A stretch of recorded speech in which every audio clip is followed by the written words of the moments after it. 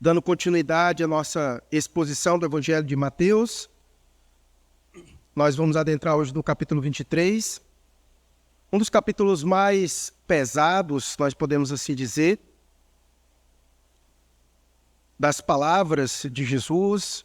Nós temos o costume de ver Jesus com sua mansidão, suas palavras, em sua maioria, muito tranquilas, mas nesse momento Jesus usa um tom muito duro, muito pesado, nesse capítulo 23 de Mateus, e que serve não somente para os seus ouvintes primários, mas também para todos nós.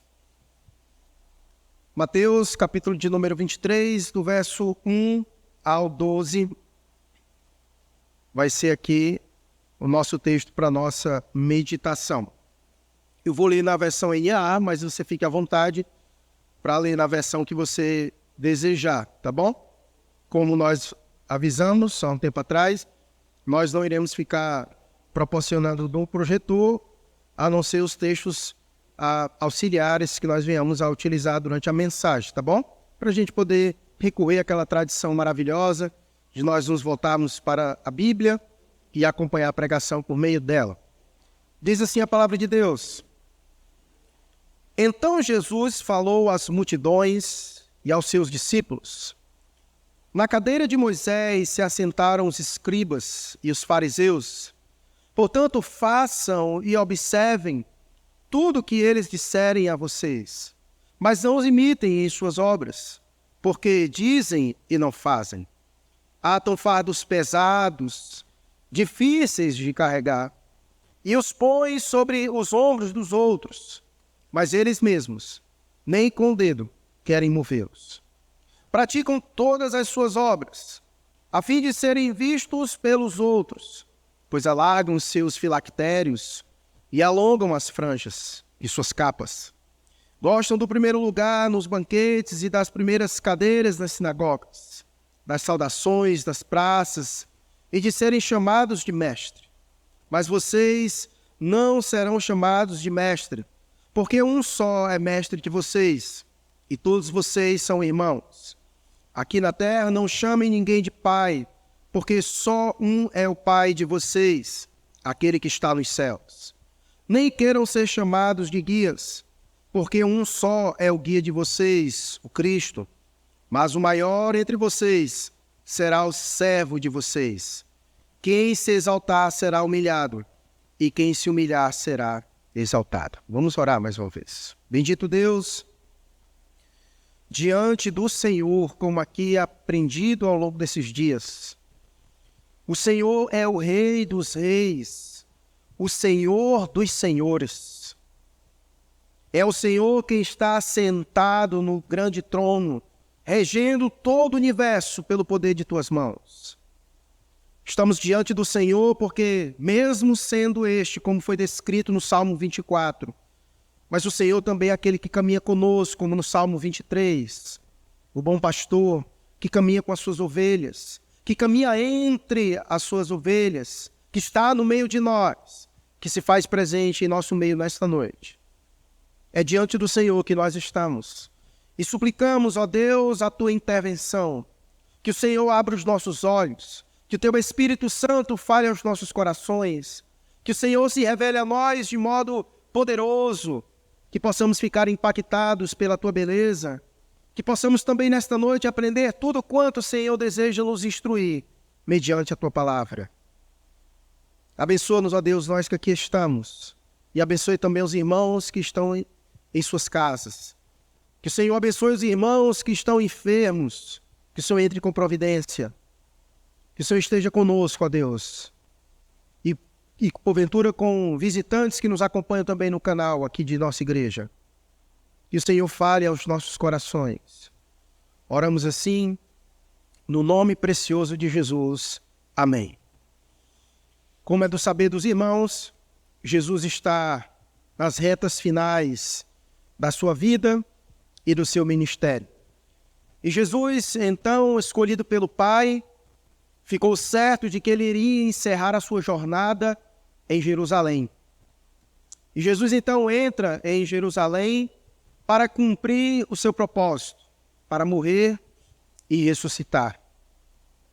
Mas antes de ir para o Calvário, já tem um tempo que Jesus aqui está em um grande embate com os grandes líderes religiosos de sua época, os fariseus e os escribas e os saduceus, todo esse grupo da elite religiosa que acompanhava Jesus não porque tinha interesses em Jesus, porque se admiravam com Jesus, mas porque queriam de alguma maneira pegar Jesus, porque queria de alguma maneira difamar a imagem de Jesus, tão quanto também os seus ensinos. E Jesus, então, ao entrar em Jerusalém, Jesus gasta um tempo ali ao redor do templo, ensinando as pessoas e, ao mesmo tempo, combatendo as falsas doutrinas e os falsos ensinos desses mestres que conduziam as pessoas. E era importante Jesus fazer isso porque, como nós veremos, inclusive nesse capítulo 23, mais adiante, esses líderes eram guias cegos, e um cego não tem a capacidade de guiar outras pessoas. E, portanto, Jesus se encontra ali em torno do templo, numa semana bastante festiva para Jerusalém, muita gente ali naquela cidade, naquele contexto, e, portanto, era muito um ambiente favorável para que Jesus pudesse, diante das multidões, pudesse ensinar e também combater os falsos ensinos. O capítulo 23, em especial, ele é peculiar pelas suas características, porque nós estamos dando início a um capítulo que, em certo sentido, é o mais marcante em todos os 4 evangelhos, porque nele contém as últimas palavras que Jesus falou dentro das muralhas do templo. São palavras que consistem em uma exposição dos fariseus e escribas e uma contundente reprimenda às suas doutrinas e práticas também. E Jesus fez isso porque ele tinha o pleno conhecimento de que o seu tempo sobre a terra estava chegando ao fim. Nosso Senhor, ele estava já adiantando, e aqui ele não deixa de tornar público a sua opinião acerca dos principais mestres da nação judaica.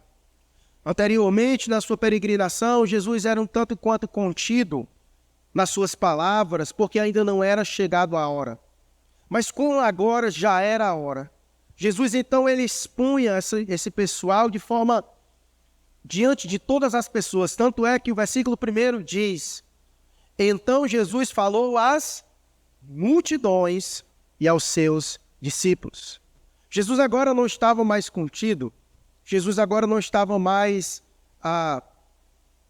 preocupado naquele momento, porque agora já era chegada a hora, já era o momento. Portanto, Jesus aproveitou os seus últimos momentos, suas últimas palavras nas muralhas do templo, para expor mais uma vez os fariseus, escribas, toda essa liderança, bem como também diante da multidão. Sabendo que em breve ele deixaria de estar com seus discípulos, ele então fez questão de deixar essas recomendações para que eles ficassem atentos. Jesus tenta advertir os seus discípulos a respeito dos falsos pastores, mestres, líderes, que estavam cercando eles naquele tempo.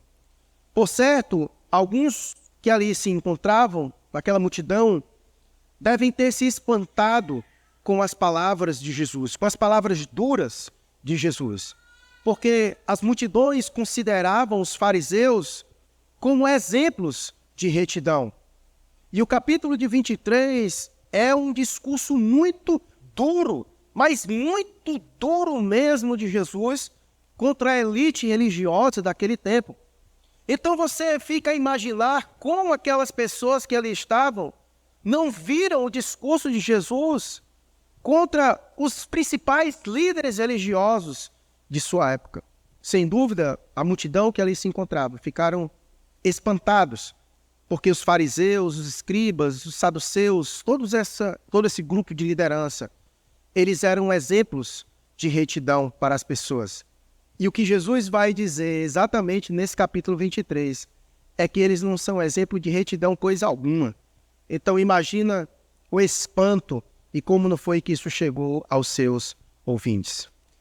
Contudo, convém lembrar, antes de nós seguirmos adiante, algo que eu já falei em alguns momentos, mas eu quero novamente aqui trazer porque o discurso é duro. E geralmente quando a gente quer brincar com alguém ou quer apelidar alguém de alguma coisa assim negativa, a gente diz, isso é um fariseu, né? Alguém já falou isso com você? Ou você já falou isso com alguém? Sem troca de olhares, tá? Mas geralmente nós fazemos isso. Contudo, eu quero lembrar, irmãos, que nem todos os fariseus eram hipócritas, já que essa é uma característica marcante dos fariseus da denúncia de Jesus, de caracterizá-los como hipócritas. Nem todos eles eram hipócritas. Naquele tempo havia cerca de 6.000 fariseus. E muitos deles eram seguidores, não simplesmente membros ativos do grupo.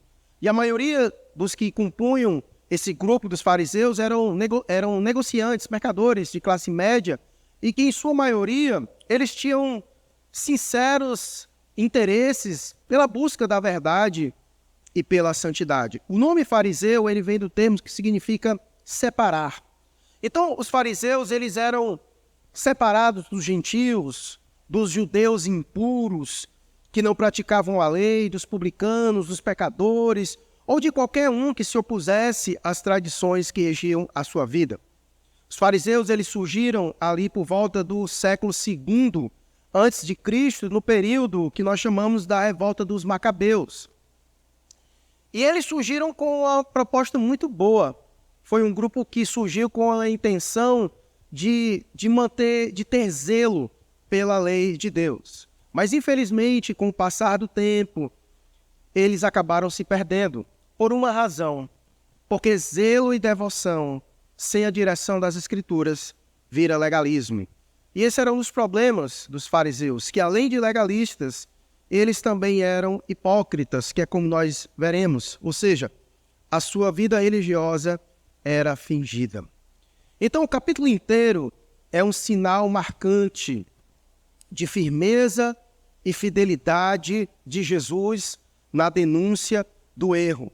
Inclusive, nós falamos isso no sermão passado, de que essa ideia de que ninguém se discute religião, de que ninguém se discute doutrina, isto é algo extremamente equivocado, porque Jesus, em suas últimas palavras dentro da muralha do templo, Jesus gastou um bom tempo combatendo as falsas heresias, combatendo os falsos ensinos, combatendo os falsos mestres, mostrando então a importância da sã doutrina. E Jesus então ele faz isso. Por isso que esse capítulo é um sinal marcante de firmeza e de fidelidade da denúncia ao erro. E esse capítulo ele serve como uma advertência e um farol para todos nós, sejam líderes, mestres, pregadores, pastores, não importa, ou fiéis comuns.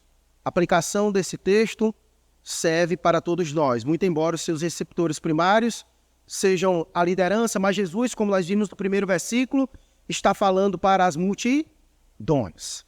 Jesus está falando para todos, muito embora no seu conteúdo as pessoas saibam diretamente a quem ele está se referindo, mas sem dúvida as suas palavras são aplicadas para todos nós. Então Jesus começa sua censura usando um tom de ironia acerca da posição que esses fariseus, que os escribas, que os líderes religiosos ocuparam diante do povo. Veja comigo o verso 2.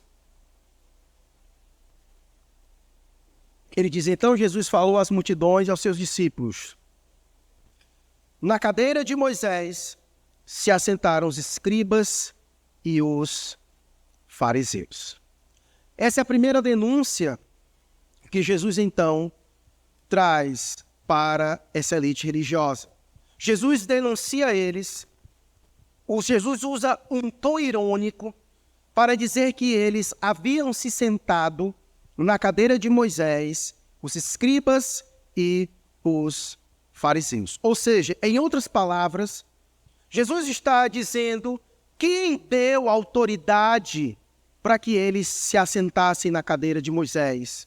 Qual foi o texto bíblico em que Deus diz que são os escribas, os fariseus, essa elite religiosa, que foi Deus que deu a eles essa autoridade para eles sentarem na cadeira de Moisés e julgar o povo, liderar o povo, conduzir o povo. Jesus então começa denunciando que eles estão ocupando um lugar que eles não deveriam estar ocupando.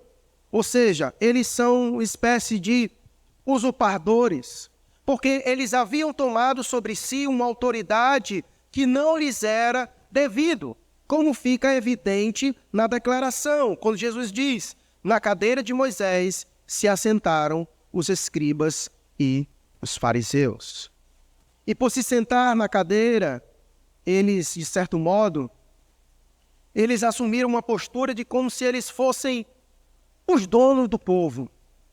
É como se o povo pertencesse a essa elite religiosa. Mas todos nós sabemos que o povo de Deus só tem um dono. Muitas pessoas ao longo da história tentaram se assentar nas cadeiras e tentar ter uma espécie de domínio, controle sobre o povo de Deus. Isso é marcante ao longo da história. E é importante nós lembrarmos hoje aqui mais uma vez que só há um dono. O povo de Deus só pertence a uma pessoa. Esses 3 dias que aqui nós já estivemos exatamente anunciando esta verdade, que o povo de Deus só pertence ao Rei. É o Rei dos Reis, o Senhor dos Senhores. Isaías, quando contemplou o trono de Deus, ele não viu lá fariseus, ele não viu lá escribas, ele não viu lá o próprio rei Davi, que diante dos reis existentes, ainda hoje foi o maior rei de Israel. No trono, na visão de Isaías, assentado do trono, não estava qualquer homem, e não pode se assentar qualquer homem. Não são os grandes líderes que comandam o povo de Deus, mas o Rei dos Reis e o Senhor dos Senhores. A igreja brasileira, ela não é de homens. A igreja brasileira não é do Hernando Dias Lopes, não é do Augusto Nicodemos, não é do Iago Martins, não é do Adelmo. A igreja de Cristo Jesus, quem se assenta na cadeira para governar o povo de Deus, é o Rei dos Reis, o Senhor dos Senhores. Porque o povo é dele, é povo, propriedade exclusiva do Senhor.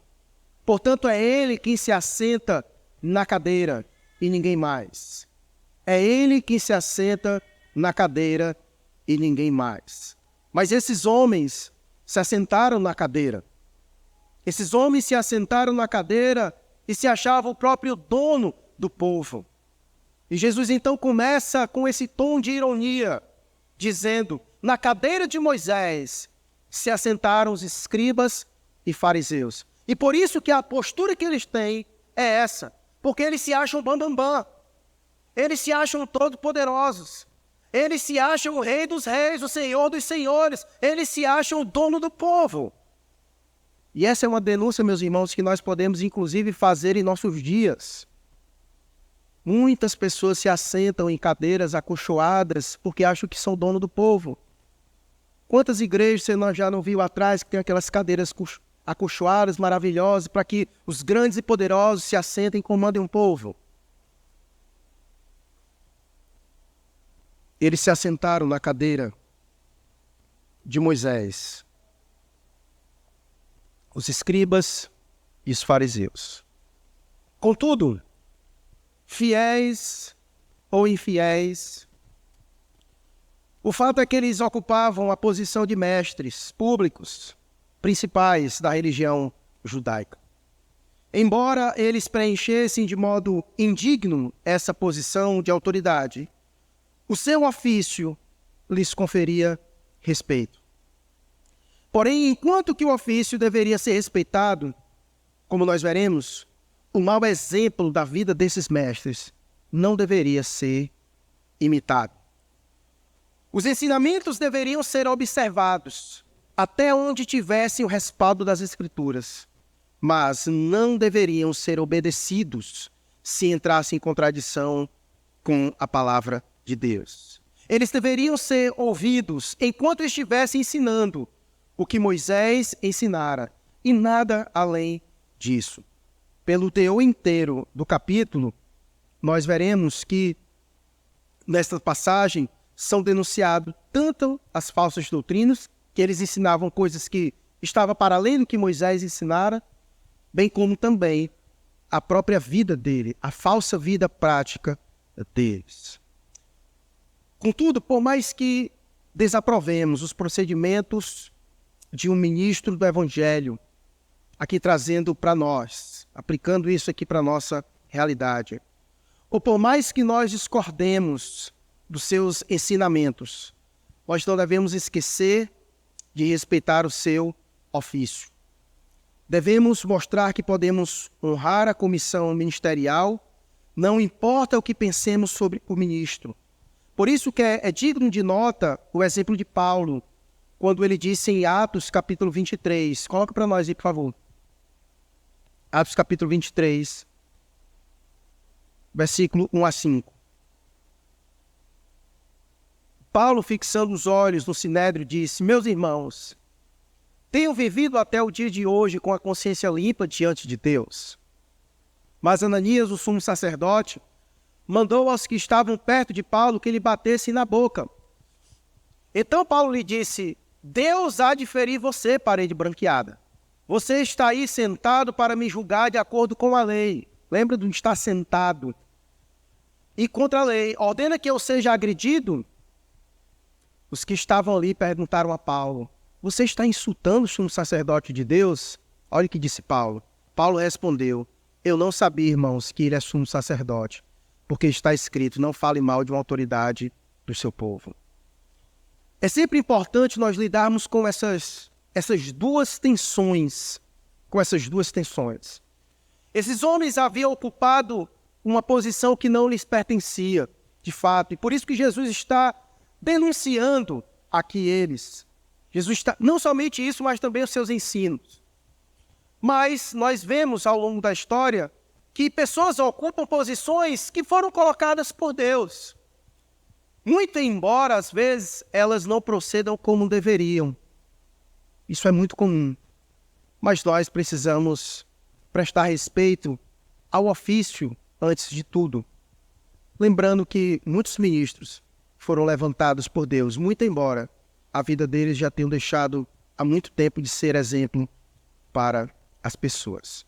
Mas então Jesus censura eles primeiro, os acusando de terem se apoderado de uma autoridade que não lhes pertence, dizendo: na cadeira de Moisés se assentaram os escribas e os fariseus. E aí ele vai dizer: portanto, já que eles agora têm essa autoridade, já que eles então têm essa autoridade de liderar o povo, perceba a prudência de Jesus. Portanto, façam e observem tudo o que eles disserem a vocês, mas não os imitem em suas obras, porque dizem e não fazem. Eles estão liderando, tudo bem. Então ouçam eles. Obedeçam ao que eles dizem. Obviamente, não se isso for contra a palavra de Deus.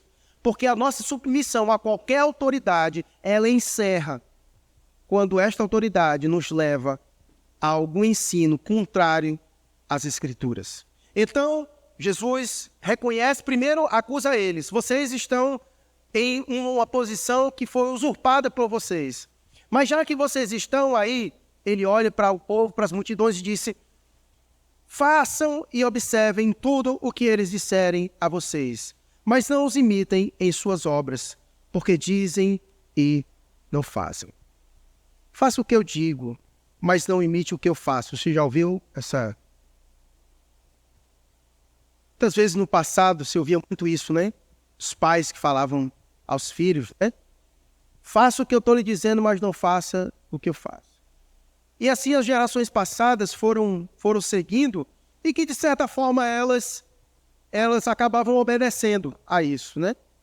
Mas a geração de hoje, ela já é uma geração mais crítica acerca dessa posição. A geração de hoje, ela já é bem mais crítica a isso. E é importante aqui ressaltar que Jesus está censurando. Aqui é mais uma censura que Jesus está fazendo a esses.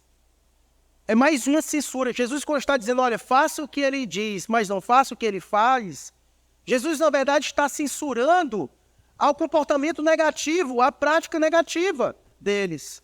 Porque qual é o esperado? É que não somente as pessoas os imitem naquilo que eles dizem, mas também que as pessoas os imitem nas suas práticas. Aquilo que o apóstolo Paulo diz, sede meus imitadores, assim como eu sou de Cristo. Esse é o esperado. Esse é o padrão. É que a sua prática de vida corresponda com aquilo que você diz, com o que você ensina, com o que você fala. Obviamente, nem todos nós somos coerentes. E aqui o ponto não é que haja sempre uma sincronia, que haja sempre uma conexão, porque eu tenho certeza absoluta que todos nós aqui, em algum momento, nós falhamos nisso. Em algum momento nós falamos uma coisa, dissemos uma coisa e fizemos outra. Ou não, ou estou errado. Com certeza em algum momento nós fizemos isso. A questão aqui, o ponto não é um pecado ocasional. O ponto é que esse era o estilo de vida deles. Esse era um estilo de vida. Não era uma coisa pontual, algo aqui e ali, que muitas vezes ocorre e acontece porque de fato somos falhos. Mas é uma postura de vida, um estilo de vida, de ensinar as coisas e não se viver quase nada daquilo que se ensina. Ou crer-se em uma coisa e não viver à luz daquilo que se crê, de fato, né? Eu creio que esse é um pensamento que nós somos muito confrontados, principalmente os que têm filhos. Principalmente os que têm filhos, né? Porque os nossos filhos nos observam e nós, como pais, nós estamos na autoridade de dizer aos nossos filhos o que eles devem fazer. Porque essa é a autoridade que Deus nos deu, né? De dizer aos nossos filhos o que eles devem fazer. Portanto, eu posso dizer a você como líder aqui o que você deve fazer. Mas, ao mesmo tempo, isso também gera expectativa em você de que eu também faça isso que eu estou ensinando a você.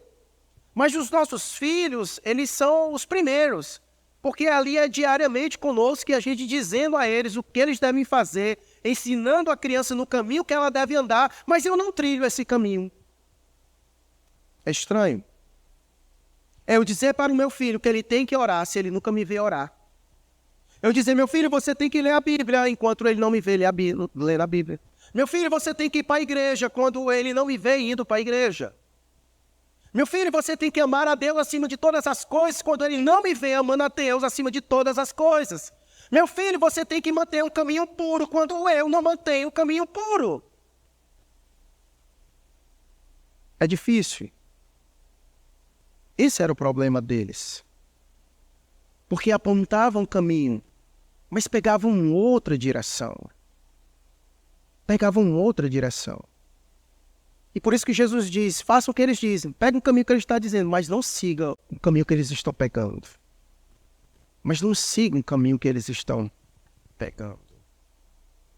Faça o que eu digo, mas não imite o que eu faço. Esse era o problema deles. E esse era um ponto que destoava muito da pessoa de Jesus Cristo. Porque a partir do momento em que eles não praticavam o que ensinavam, eles perdiam a autoridade. A partir do momento em que eles não viviam o que ensinavam, eles perdiam a autoridade. E isso acontece conosco também.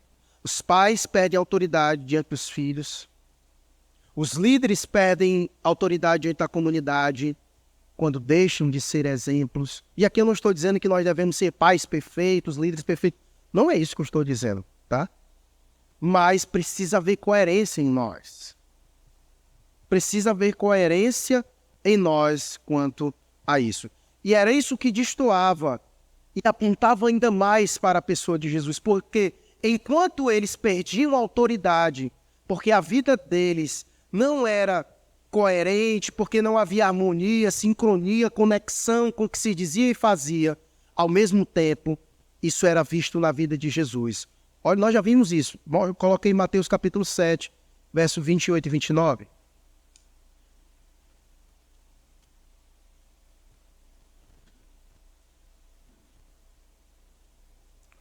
Olha o que diz o texto.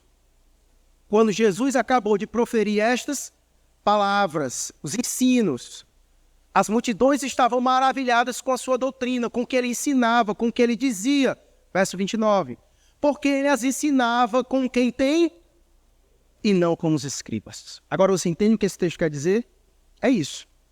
A diferença de Jesus para os escribas é que eles ensinavam e não viviam, e Jesus ensinava e vivia. Por isso que eles ficavam impactados, maravilhados com o que ele ensinava. Porque ele ensinava como quem tem autoridade, não como os escribas, que dizia, faça o que eu digo, mas não faça o que eu faço. Portanto, Jesus está aqui, primeiramente, censurando. Então, não use isso, é bíblico, faça o que eu faço, mas não faço o... Agora me perdi. Faça o que eu digo, obrigado, mas não faça o que eu faço, né? Depois não venha dizer, isso é bíblico, está na Bíblia. Por favor, tá? Jesus está usando aqui com uma censura. Jesus está censurando eles por viverem exatamente assim, certo? Por viverem exatamente assim. Por isso que eu disse que esse capítulo é pesado, porque o capítulo 23 inteiro é Jesus censurando eles. Censurando eles, certo? Por isso que aqui nós iremos, eu vou deixar mais para frente, porque vai ter uma sessão inteira de Jesus acusando eles de hipócritas, hipócritas, hipócritas, que é exatamente isso, alguém que atua, alguém que é ator, certo? Eles fingem ser alguma coisa que não são de fato, né? Pois bem, então, a primeira denúncia, vocês são usurpadores. Vocês acabaram que assumindo, algando para si uma autoridade que não lhes pertence. E hoje muita gente faz isso, né? Muita gente hoje se intitula por si mesmo, né? São pessoas, são apóstolos, bispos, pessoas que se fazem autoridade. Pessoas que se fazem autoridade. E a segunda coisa que Jesus denuncia é essa incoerência entre eles, aquilo que eles ensinavam e aquilo que eles viviam, né? Então Jesus está aqui censurando eles diante da multidão. Jesus está censurando eles diante da multidão. Esses aí, que estão diante de vocês, que se colocam como os legisladores, aqueles que estão sentados na cadeira, que deveriam ser exemplo para vocês, eles dizem uma coisa, mas fazem outra completamente diferente. Então faça o que eu digo, mas não imite o que eu faço. Essa é a segunda censura que Jesus dá a eles. A terceira, tonelada para você, gramas para mim. Versículo 4. Atam fardos pesados, difíceis de carregar, e os põem sobre os ombros dos outros, mas eles mesmos, nem com o dedo, querem movê-los. Então, a terceira coisa da denúncia de Jesus para eles é isso. Toneladas para você, gramas para mim. Eles atam fardos pesados demais sobre as pessoas, enquanto eles mesmos não têm disposição nenhuma para viver ou praticar aquilo que eles estão ensinando para as pessoas. Como líderes e autoridade que eles eram, eles colocavam sobre as pessoas regras e mais regras e tradições de homens que esmagavam, torturavam os que tentavam a pôr em prática. E mais uma vez, fazendo um enorme contraste com a pessoa de Jesus Cristo. Porque enquanto eles colocavam sobre as pessoas um fardo pesado demais, Jesus disse o quê? Vamos ver em Mateus capítulo 11, versículo 28 a 30.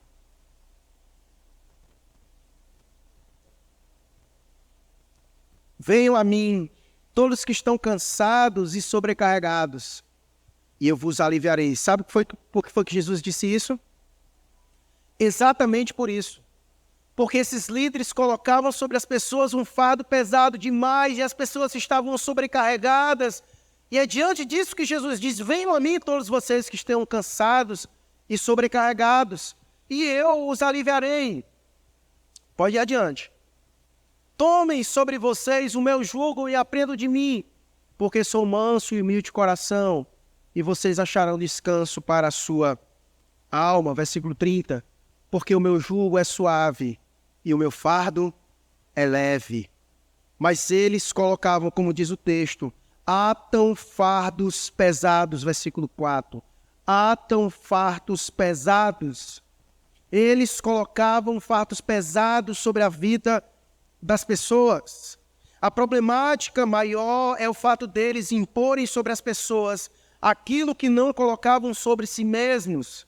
Eles requeriam de outros aquilo que eles mesmos não praticavam.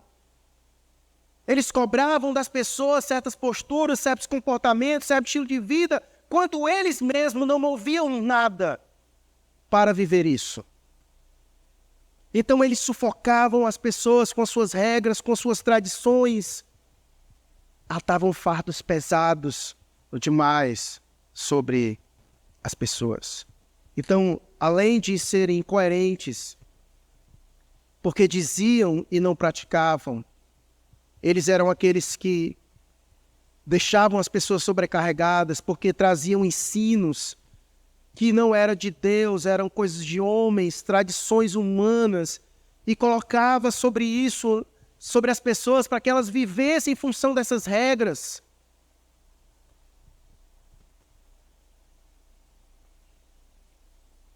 Esse era o problema deles. A outra problemática que Jesus denuncia deles.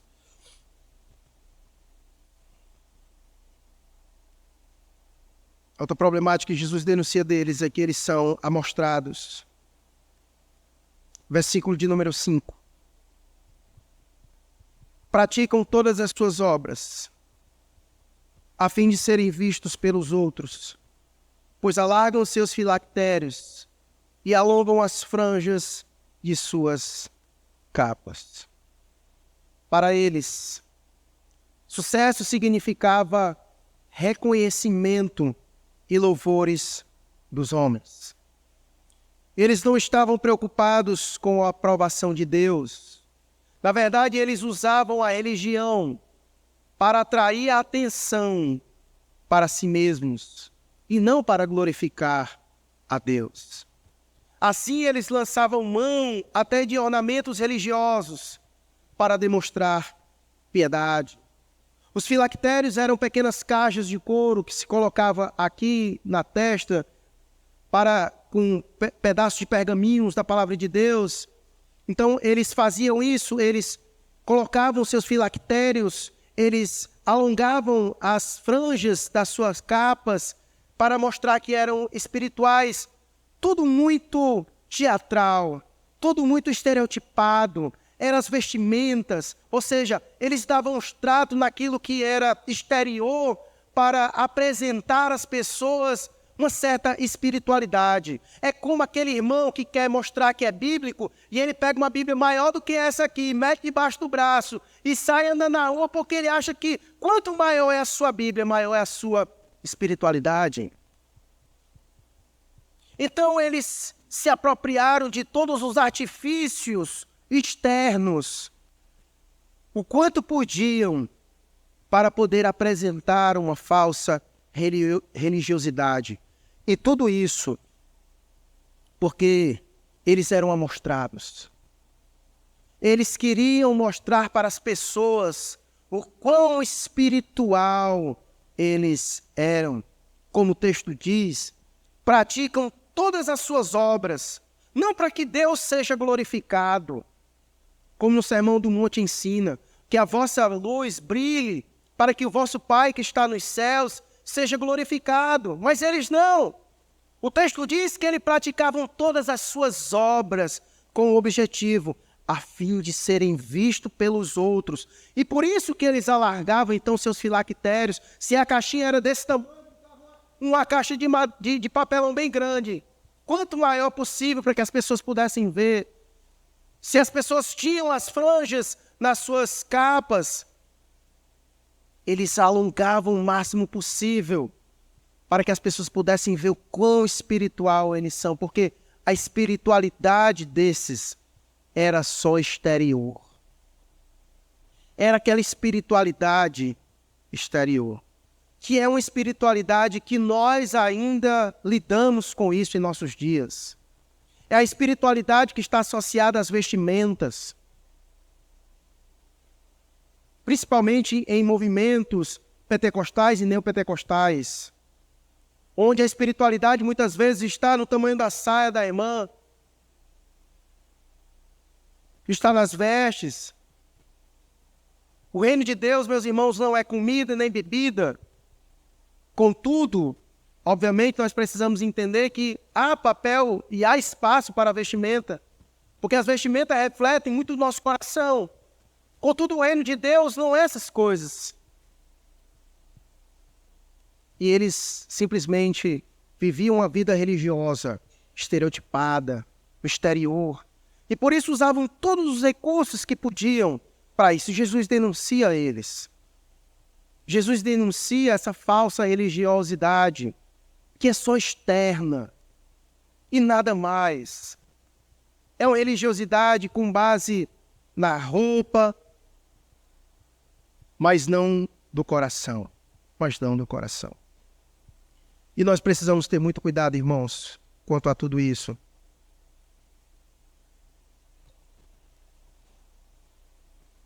Nós precisamos ter cuidado com tudo isso, porque nós vivemos ainda em tempos de muita gente amostrada. E muitas vezes nós damos ibope a essas pessoas amostradas. As redes sociais estão aí. Muitas pessoas que hoje se acham muita coisa, se acham porque nós fizemos elas se acharem. É preciso nós cuidarmos do nosso coração e cuidar de outras pessoas também. Principalmente porque muitas pessoas querem ser amostradas no reino de Deus. Pessoas que usam as redes sociais para mostrar ao mundo e às pessoas o que elas estão fazendo. Eu particularmente não consigo entender como um certo ministro do Evangelho toda semana bota a agenda das suas atividades nas redes sociais. O que ele fez, o que ele deixou de fazer, aonde ele pregou, quantas vezes ele pregou, quantas vezes ele ensinou, para que isso? Quer mostrar o que com isso? Lembra do que Jesus disse? Quando a tua mão direita fizer alguma coisa, esconde da outra. Aprende a pegar esse caminho. Há um preço para todas as coisas. Estive bem passado em uma igreja, o irmão disse, pastor, passei o dia que ele procurando no Instagram para lhe marcar, não lhe achei. Eu disse, meu irmão, eu não quero mais esse mundo aí para mim não. Há um preço, irmãos. Há um preço. Porque quem não é visto não é lembrado. Quem não é visto não é lembrado. Mas há alguém que eu sei que jamais há de me esquecer. É o meu Deus. Porque como Paulo disse, tudo o que eu fizer para ele jamais será em vão. E é isso que eu aquieto o meu coração. Não tenho interesse que ninguém sabe o que eu estou fazendo. Estive fora e não falei para ninguém. Os irmãos mandaram para mim o cartaz de divulgação, também nem compartilhei. Porque Deus sabe. Porque Deus sabe. Mas existe em nosso meio esse desejo louco por ser amostrado, por querer mostrar às pessoas uma espiritualidade meramente estereotipada. E somente isso. E nós precisamos acabar com isso. Nós aqui tivemos aula, e ainda estamos tendo, né, sobre o Espírito Santo de Deus. Como as pessoas usam até Deus para ser amostrado. Né? Porque quem tem o Espírito é quem tem a coisa. É isso que é espiritualidade? É saber fazer a dança do bebo, da capoeira, como é que é? Isso é espiritualidade?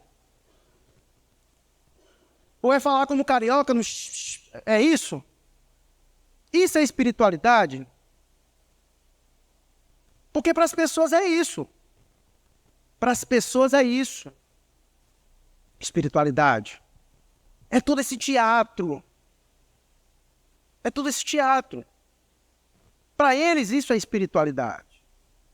E por isso que eles dão ênfase nisso. E é por isso que eles dão ênfase nisso. Porque para eles o espiritual é o cara que faz essas coisas. Muito embora ele saia da igreja e vá bater na sua mulher em casa. Não importa. Não importa. Mas ser cheio do Espírito Santo, meu irmão, é porque você ainda não leu a carta aos Efésios. Porque ser cheio do Espírito Santo é o marido liderar a sua esposa. É a esposa ser submissa ao seu marido. É os filhos serem obedientes aos seus pais. É o patrão não explorar o seu funcionário. É o funcionário não matar trabalho, honrar o seu patrão. É isso que é ser cheio do Espírito Santo, meu irmão. Vai ler a Bíblia. É isso que é ser cheio do Espírito Santo. O resto é só teatro. O resto é só teatro. Mas as pessoas querem medir espiritualidade por todos os filactérios. As pessoas querem medir espiritualidade pelas franjas, pela roupa. Inclusive tem igrejas que se você não tiver de paletó, você não prega. Eu não estou falando absurdo, eu estou falando uma verdade. Existem igrejas que se o pregador não for com paletó, ele não prega. Isso é um absurdo, gente. Mas as pessoas acham que isso é espiritualidade. Acham que isso é espiritualidade. Esses eram deles, amostrados. E por isso eles faziam isso. Eles alargavam seus filactérios e eles alongavam as franjas de suas capas. Por quê? Praticavam todas as suas obras a fim de serem vistos pelos outros. A fim de ser visto pelos outros. Nós vamos ver no final da aplicação. Irmão, sirva a Deus,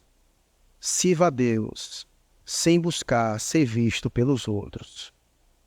Sirva a Deus. Porque se você está servindo a Deus, Ele vê todas as coisas.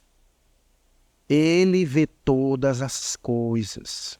Ainda que ninguém possa não reconhecer, mas Deus vê todas as coisas. Ainda que tu fique dentro do teu quarto, trancado, Deus vê todas as coisas. Todas as coisas. Te liberta do olhar do homem. Te liberta da aprovação dos homens. Tu vai encontrar paz para a tua alma. Esses homens viviam nisso. Viviam nessa peregrinação. Por isso que eles faziam isso. Praticavam todas as suas obras, a fim de serem vistos pelos outros. Por isso que alargavam seus filactérios e alongavam as suas franjas. Então eles eram amostrados. E não somente isso, eram amostrados, mas buscavam por títulos e notoriedade. Versículos 6 e 7. Gostam do primeiro lugar nos banquetes e das primeiras cadeiras nas sinagogas, das saudações nas praças e de serem chamados de mestre. Eles buscam por títulos e notoriedade. Veja como eles buscam notoriedade. Gostam do primeiro lugar nos banquetes, das primeiras cadeiras nas sinagogas, das saudações nas praças. Eles gostam de ser vistos. Eles gostam de ser notados. Por isso que se sentam nos primeiros lugares, para que sejam vistos, para que sejam notados. Gostam de serem saudados nas praças, gostam de ser conhecidos pelas pessoas. Porque isso alimenta o seu ego. Se alimenta o seu ego. Eles gostam de notoriedade e também buscam por título, como diz o texto, eles gostam de serem chamados de mestre. Eles gostam de ser chamados de mestres. Os fariseus amavam ter o primeiro lugar em público. Gostavam de ser tratados mediante títulos. Nosso Senhor, entretanto, reprova todas essas atitudes.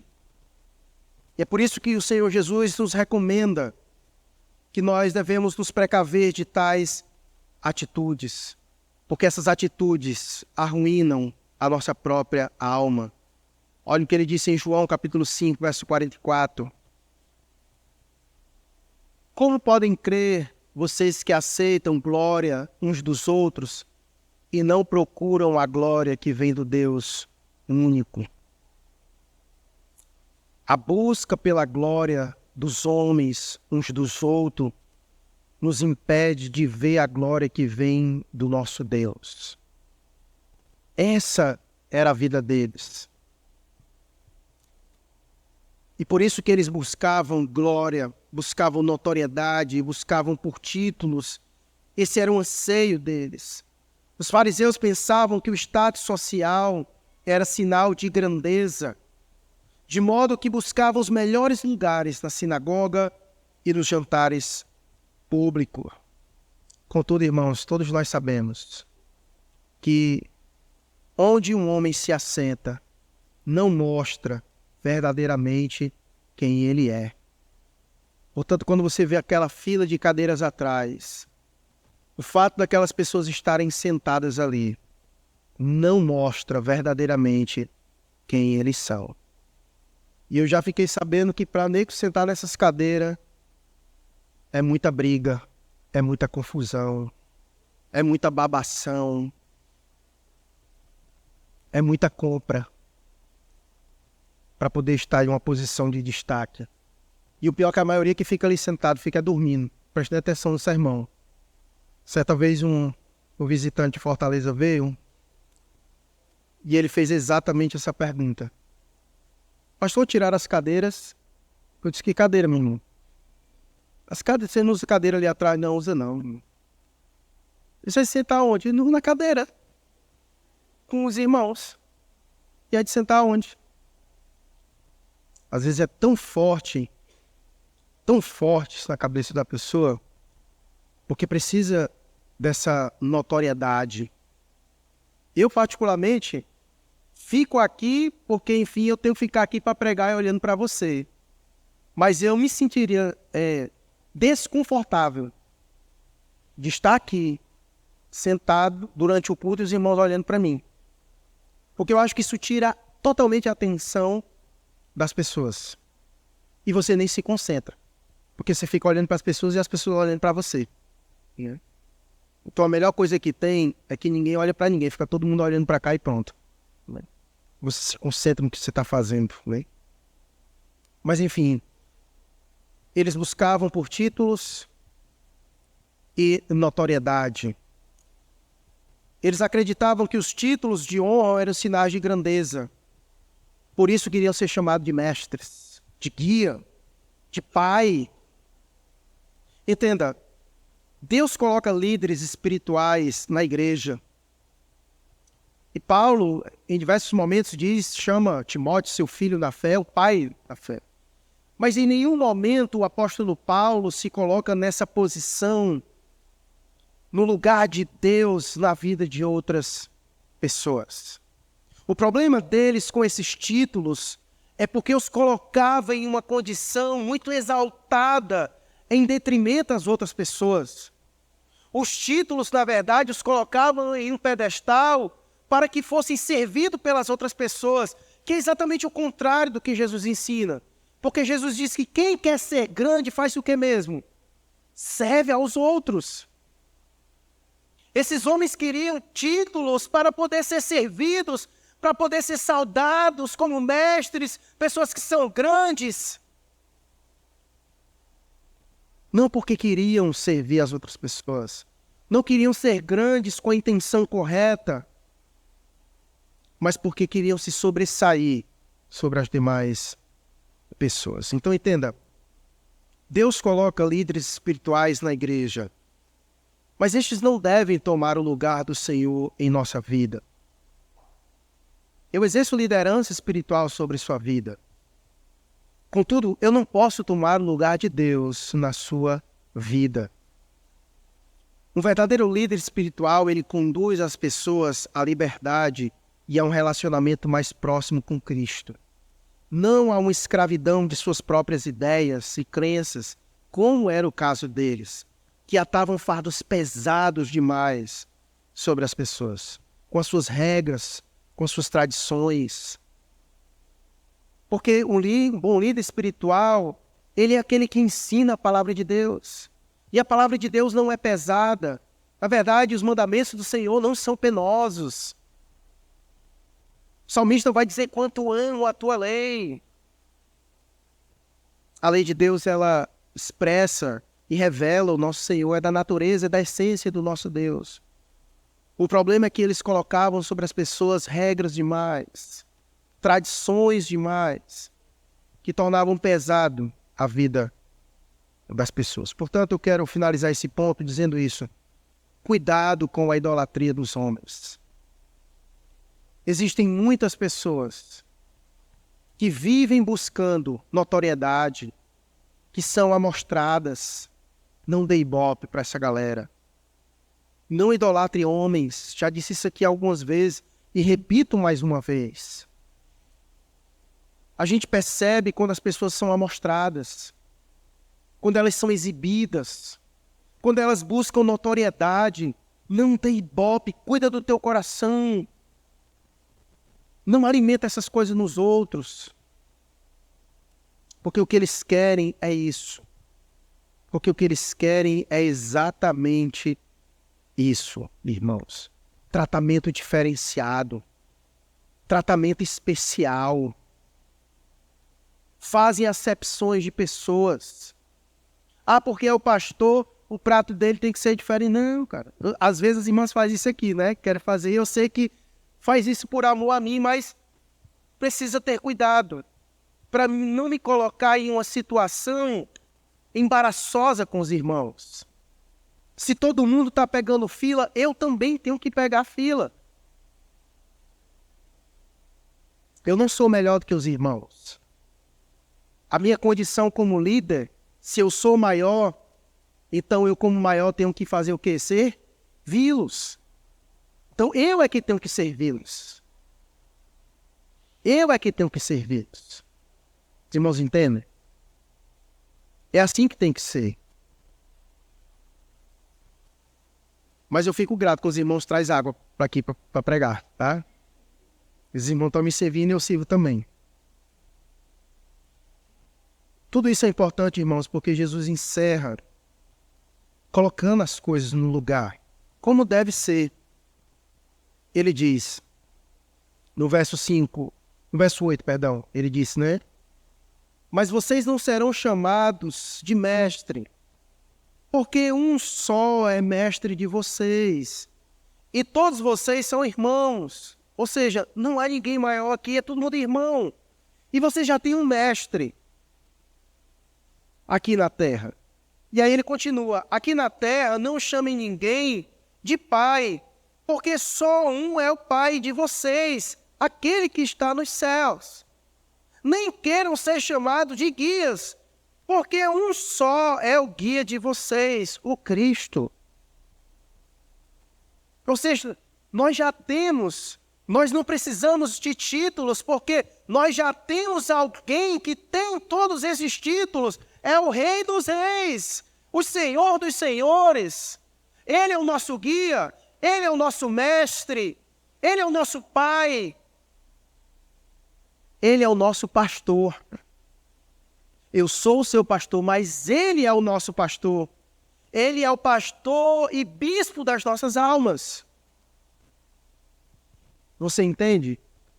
Então, Ele já é todas essas coisas. Nós não precisamos levantar homens para isso, porque já temos Ele fazendo esse serviço para nós. Ele já é essa pessoa. Mas perceba que uma coisa não anula a outra. Porque a Bíblia diz que Deus dá dons para que uns sejam mestres, outros sejam pastores, exerçam sobre o rebanho essa liderança. Mas isso não os torna maior do que eles, porque somos irmãos. O problema é porque eles buscavam títulos para se tornar maior do que as outras pessoas. E só há um que é maior do que todos nós. É o Rei dos Reis, o Senhor dos Senhores. Só um é maior. A glória é de Deus. Ele é maior e também suficiente. Ele é maior e suficiente. A glória é dele. A glória é dele. O que esses homens faziam era tentar tirar o que pertence a Deus e trazer para eles mesmos. Por isso que nós precisamos ter cuidado de não dar a homens o que pertence a Deus. Quando bajulamos homens, quando damos a notoriedade que homens querem, eles roubam a glória que é de Deus e nós contribuímos com isso. Porque fazemos eles serem o que não foram feitos para ser. Nós assentamos eles em cadeiras que não é para eles se assentarem. Nós fazemos isso. Por isso precisamos vigiar e ter cuidado com os homens que são amostrados, buscam notoriedade, buscam glória, buscam títulos. Por que é tudo isso? E aqui eu não estou dizendo que alguém não deve buscar progredir na sua área acadêmica, eu não estou dizendo isso. Mas tu se sente envaidecido por ser um mestre, por ser um doutor. A tua busca por saber é porque esse título vai te enobrecer ou porque você quer crescer para melhor servir. Sonhe no seu coração. A glória é de Deus. Ele é maior. Mesmo os melhores, dentre os melhores homens, não são infalíveis. Eles são falhos. Eles não são mediadores. Eles não podem fazer expiação por nós. Eles são sujeitos às mesmas paixões. Eles também precisam ser lavados no sangue de Cristo. Eles precisam do mesmo Espírito que você precisa. São homens e apenas homens.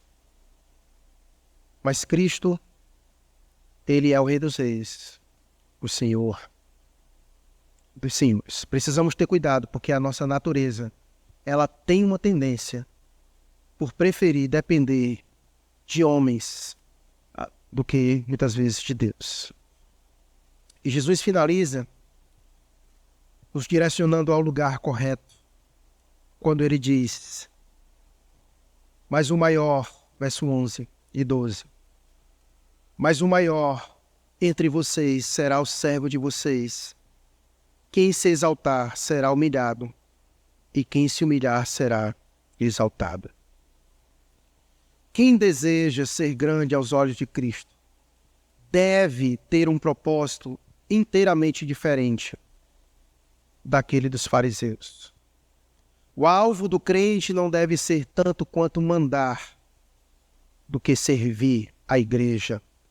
Tivemos aqui já vários sermões, Jesus falando exatamente sobre isso, sobre serviço, sobre humildade. Na igreja, a grandeza consiste em ser grandemente prestativo, pois, como bem disse Jesus, é melhor dar do que receber. O desejo dos fariseus era de receber honra e serem chamados de mestres.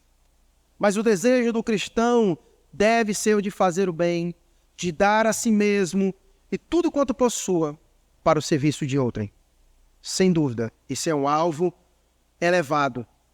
Mas jamais devemos nos contentar com um padrão inferior, porque o próprio Cristo é o padrão para nós. Devemos seguir o exemplo dele, que sendo grande, como disse Paulo, sendo quem é com toda a sua glória, no processo do autoesvaziamento, se tornou servo. E veio não para ser servido, mas para servir e dar a sua vida em resgate de muitos. Temos o exemplo dele. Temos o exemplo dos apóstolos, que deixaram registrados para nós, como mandamentos, o caminho do serviço e da humildade que nós devemos percorrer. Meus queridos irmãos, eu quero encerrar com essas palavras finais de Jesus. Dentre todas as palavras, dificilmente nós encontraremos uma declaração que seja tão constantemente repetida como esta, que encerra a passagem que estamos lendo, que diz: quem se exaltar será humilhado, e quem se humilhar será exaltado. Esses homens estavam pegando o caminho inverso. Eles estavam buscando ser exaltados. Por isso que diante da multidão, Jesus estava fazendo o que com eles? Os humilhando. Eles buscavam ser exaltados e Jesus estava diante da multidão, humilhando eles, expondo eles. Mas ao mesmo tempo, Jesus diz que quem se humilhar será exaltado. Pode ser que agora ninguém nos note. Pode ser que agora ninguém nos perceba. Mas vai chegar o dia, meus irmãos, que nós iremos reconhecer o quanto foi valioso nós dedicarmos toda a obra da nossa vida para a glória do Senhor. Porque nesse dia nós seremos notados de forma muito especial e ouviremos o Senhor dizer: vinde, servo bom e fiel, bendito do meu Pai. Seremos notados, percebidos por Ele nesse dia, seremos exaltados. Por quê? Porque seremos levados para junto dEle, para gozarmos para sempre do nosso gozo do Senhor. Por isso vale a pena seguirmos nas recomendações. Os fariseus e os escribas, eles são um retrato do nosso tempo. É um retrato, na verdade, do homem que busca glórias para si e que nessa busca de glórias para si muitas vezes vive uma vida fingida, uma vida falsa, porque para ser elogiado pelas pessoas muitas vezes tem que aparentar ser algo que não é. Isso eram os fariseus e os escribas. Mas Jesus nos chama a viver como servos, humildes e, na verdade,